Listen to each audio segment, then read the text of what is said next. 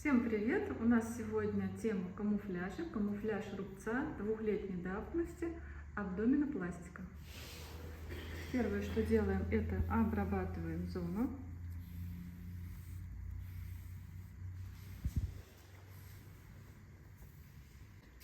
Давайте рассмотрим рубцы более тщательно. Здесь, кстати, есть небольшой след от резинки. Если не брать его во внимание, рассматриваем только сам шрам, то у нас есть созревший рубец, и, соответственно, он светлее, чем основной тон кожи рядом. И также есть небольшие покраснения. Эти участки нужно тоже закамуфлировать в тон с кожей. Работать будем мы двумя или тремя цветами. Сейчас подберем, какие наиболее подходят к оттенку кожи основной. Подбирать мы будем вот таким вот образом. Возьмем камуфляжный цвет.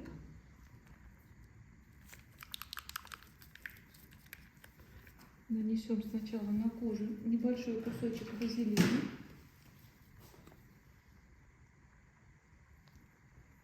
Вазелин желательно, чтобы был не белого цвета, а именно прозрачного. И дальше акварельно растягиваем цвет по вазелину. И вот он уже по сути растворился. Это первый номер в палитре Эталон Микс. Он нам хорошо подходит как основной тон для камуфляжа этого рубца. Давайте попробуем в сравнении еще номер 3. У номера 3 немного больше красноватого подтона. Этот цвет подходит в меньшей степени. И чтобы убрать еще небольшую вот эту розовинку, попробуем номер 5 с холодной основой. Да, для придания 3D эффекта мы можем также его использовать. Итак, два основных цвета у нас будет номер 1 и номер 5. И для фактурности можем еще использовать все-таки третий номер, это бежевый оттенок. Я приготовила для работы 3 цвета. В каждый из них добавила по 2 капли разбавителя. Это важно, так как пигменты концентрированные, с учетом разбавления они ложатся более вуально, что нам необходимо, чтобы предостеречь от более плотного внесения красителя. Итак, у меня здесь 3 цвета. Я их подбирала на нетравмированной коже. Это тоже очень важно, так как во время травматизации кожа будет краснеть, и уже оттенок будет казаться не таким подходящим. Здесь у меня номер 1, номер 3 и номер 5. Также я приготовила для себя ватные диски, смоченные в мыльном растворе. Аппарат у меня EasyPen с эксцентриком 3.0. Работаю я на самой минимальной скорости 5.0. Игла у меня здесь скошенный магнум, 2 ряда, 9 игл. Так, мы определили, что самый подходящий у нас это номер 1, поэтому он у меня так основной. Этой иглой можно работать как в такой плоскости, так и вот в такой плоскости.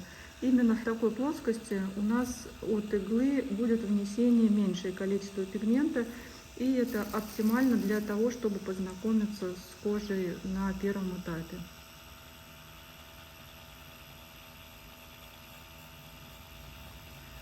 Мы не красим сплошным прокрасом. Если у нас где-то участки меньшей площади, мы можем поставить аппарат вот таким вот образом.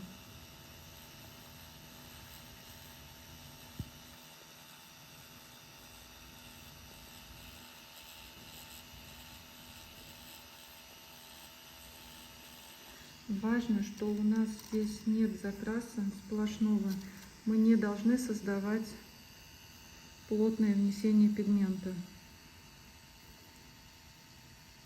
Обратите внимание, что уже шрам становится менее заметным буквально от нескольких движений.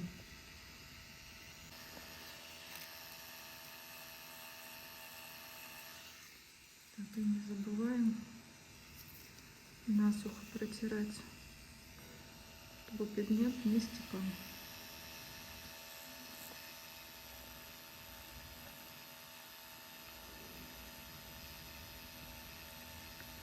Когда остаются легкие пустоты, прокрас получается более объемным, кожа выглядит более натурально.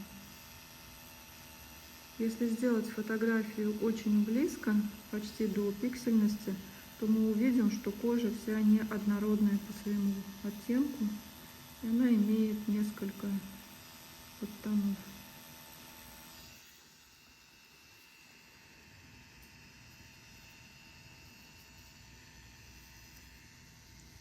Вот даже уже видно, да, проработанный участок буквально за несколько движений и участок не проработанный.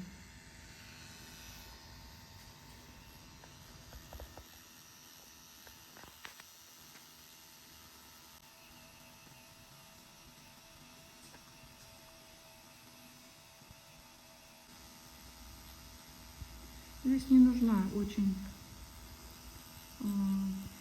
такая натяжка сильная, достаточно просто фиксации. И вот обратите внимание, что в данном случае уже участок кожи начал краснеть, соответственно будет искажение, и мы остальной пигмент сюда будем добавлять уже как будто бы по памяти, без учета видимой покраснения от травматизации кожи.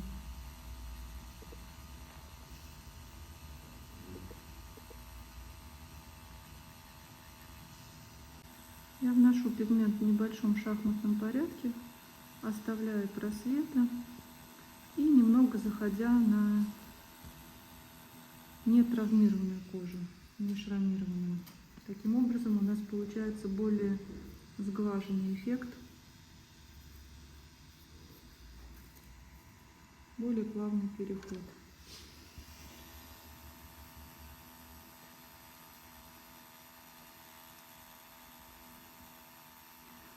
И в этом месте, в этом участке кожи покраснение чуть больше. Здесь можно сразу перейти на 5 номер.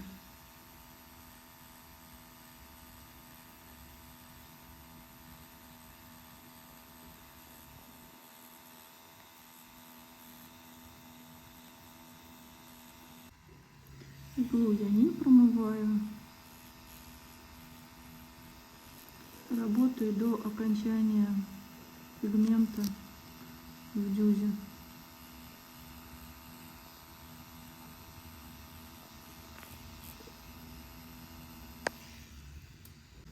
Можно здесь же проработать сразу ту часть участка, который я прошла.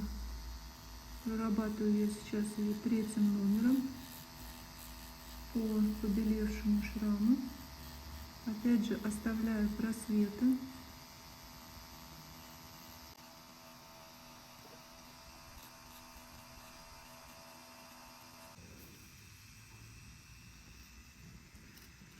Но уже такого эффекта, как в самом начале, его не будет. Идеального сочетания. Поэтому здесь наша задача строится просто в укладке пигмента, чтобы растянуть цвет от шрама в цвет здоровой кожи.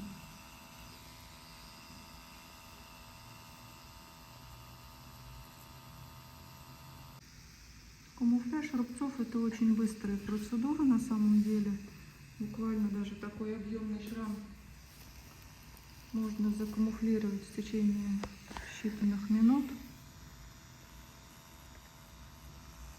Важно на начальном этапе хорошо подобрать оттенок, растянуть его акварельно на коже. Это сымитирует эффект зажившей работы. Напоминаю, что сейчас я работаю 3-м номером. прохожусь как по белым участкам шрама, так и захожу на чистую кожу.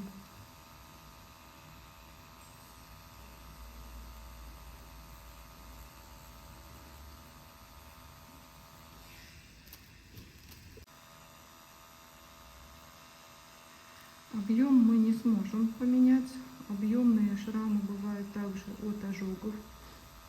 То есть вот эта фактурность, она, к сожалению, не изменится от прокраса, но визуально шрам все равно будет менее заметный в связи с тем, что он будет больше сочетаться с цветом кожи.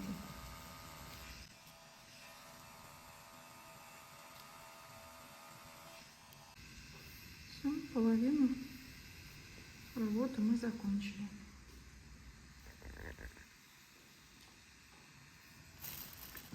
Далее продолжаем, как мы начинали с первого номера.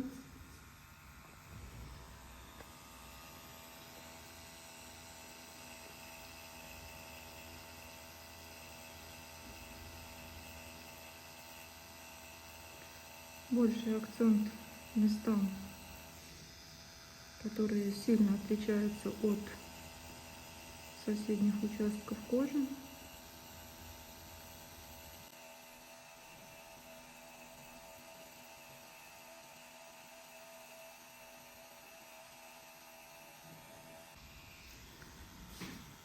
Продолжаем использовать номер 1. Старайтесь, чтобы ваши движения были более хаотичные.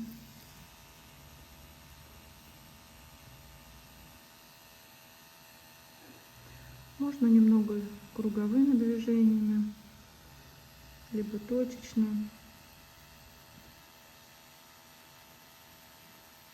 либо штрих в 1, 2, 3 миллиметра.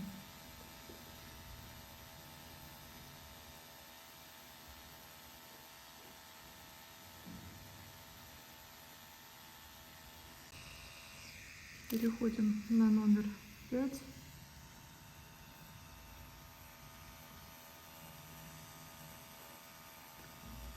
Это более прохладный пигмент,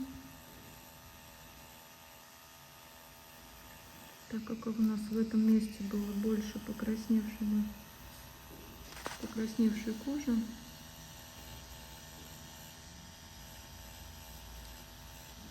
Мы немного добавляем прохладного цвета.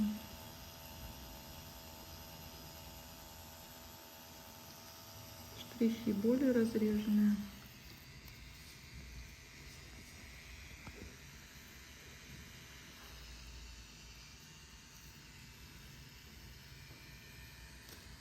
И закончим 3D эффект номером 3. Бежевый нейтральный оттенок, но для данной кожи он выглядит немного более теплее, чем основной тон кожи.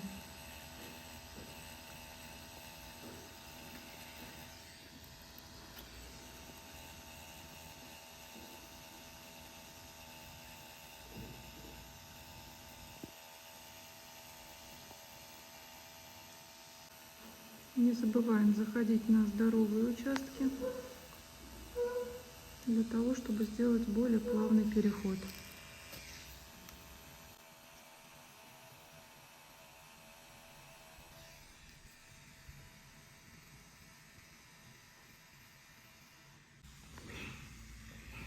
И у нас остался вот этот участок кожи. Опять же, я сейчас беру первый номер, он как основной для данной кожи.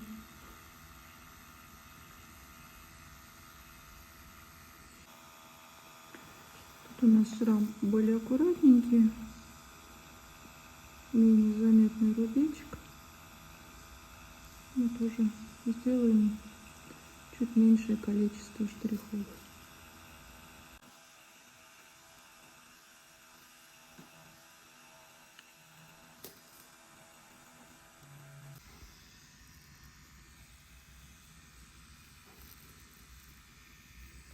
Это был первый номер. Так как покраснение здесь было меньше, переходим сразу к третьему.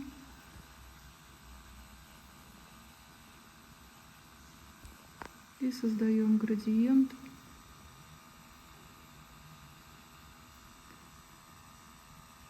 От рубца в чистую кожу.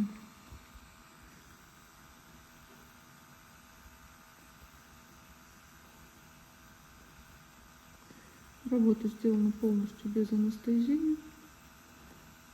На ткани рубцовой всегда менее чувствительность, сниженная чувствительность.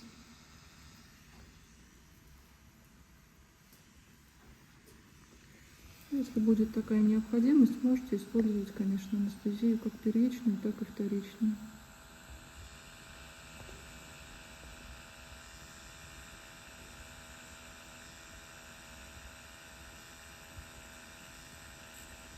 Растягиваю кожу до горизонтального положения по отношению к машинке.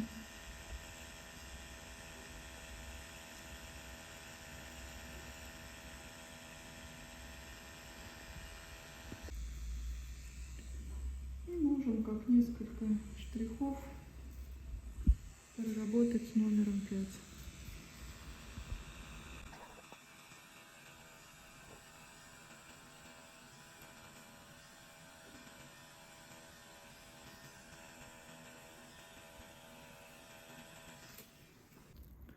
На этом наша работа закончена. Дальше будем обрабатывать зону проведения процедуры.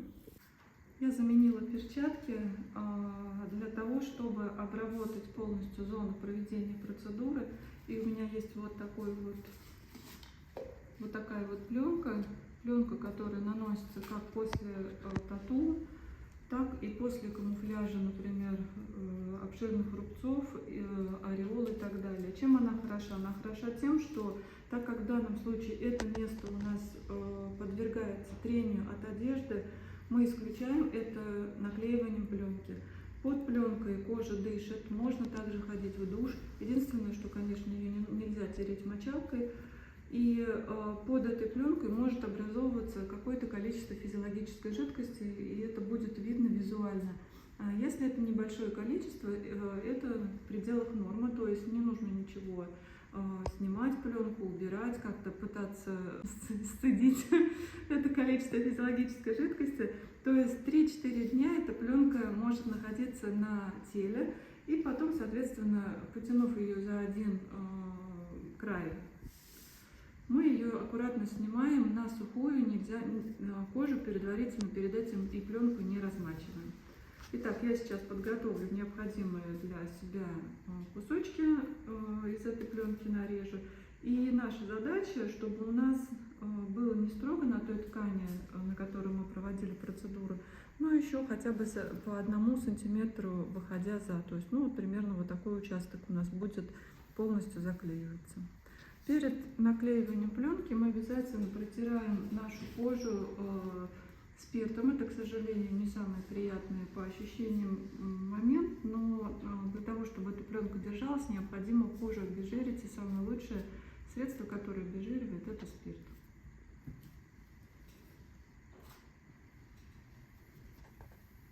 Немного пощипать.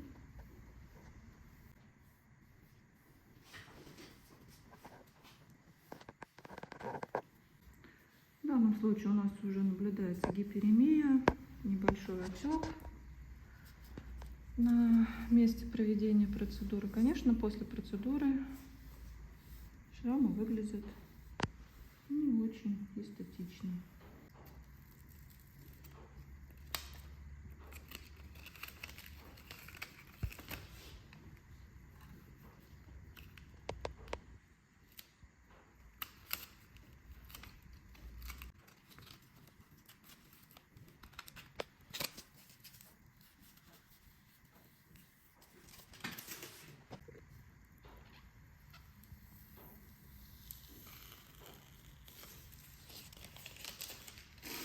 Вот таким образом мы закрыли весь рубец. 3-4 дня наша модель будет носить эту пленку, потом снимет на сухую, то есть за уголочек тянем Она снимается аккуратненько. И, соответственно, под ней будет небольшое шелушение. Как у нас по аналогии кожа лечит себя независимо, в каком месте была проведена травма, будь то брови или камуфляж рубцов, будет небольшое шелушение, после которого сначала рубец будет иметь розоватый оттенок. Как закончится вся регенерация кожи, так мы будем оценивать уже работу на предмет заживший. И на коррекции мы сможем скорректировать, нужна ли нам большая плотность внесения камуфляжных цветов, либо достаточно будет одной процедуры. Но, как правило, камуфляж рубцов делается в 2 этапа, хотя у меня очень много заживших работ за одну процедуру, которые не требуют корректирующей процедуры.